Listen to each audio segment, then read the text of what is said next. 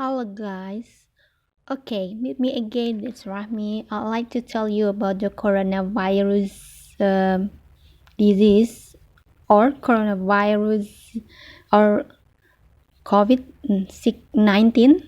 Okay, we can talk about how treating the coronavirus disease 19 or COVID-19. Yes, there are so many research about chloroquine or hydrochloroquine.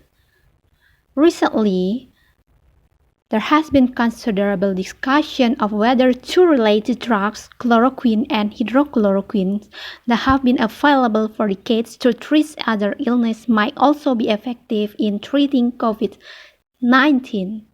The drugs are primarily used to treat malaria and several inflammatory diseases, including systemic lupus erythematosus and rheumatoid arthritis.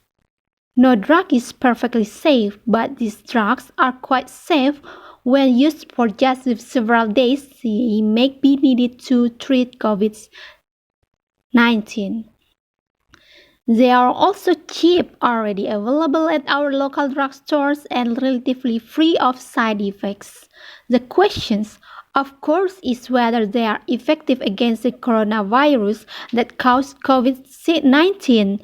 Are they effective in killing the virus in a laboratory dish? And are they effective in killing the virus in people? If the answer to the first question is no, there is no point in getting an answer to the second question. There is strong evidence that both drugs kill the COVID-19 virus in the laboratory dish. The drugs appear to work through two mechanisms. First, they make it harder to the virus to attach itself to the cell, inhibiting the virus from entering the cells and multiplying within it. Second, if the virus does manage to get inside the cell, the drugs kill it before it can multiply. But do the drugs work in people with COVID-19?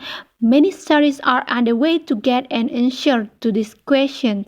But as of March 24, 2020, only two have issued preliminary results. One report published in February 2020 claimed that chloroquine had been used in more than 100 patients in China who had COVID-19.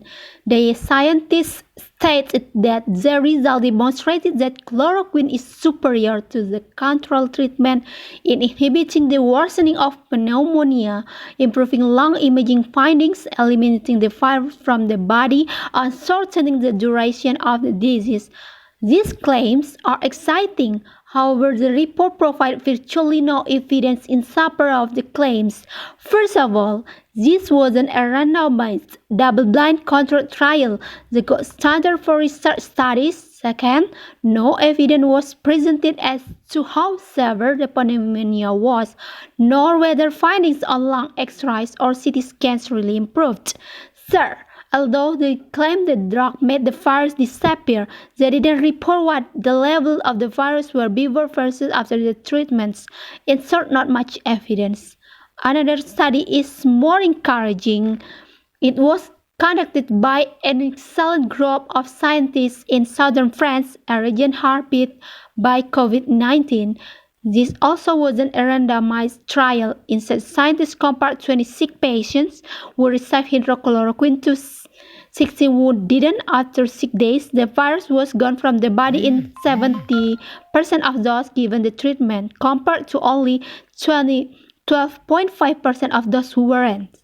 The drug appeared to be as effective in the sick patient as in the least sick.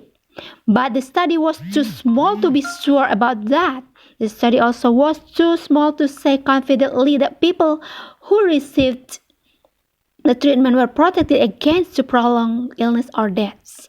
In summary, there is some reason for optimism that hydrochloroquine may be effective in treating people with COVID-19. There are many studies underway, and we should have more solid answers within a few months. Thank you for your attention.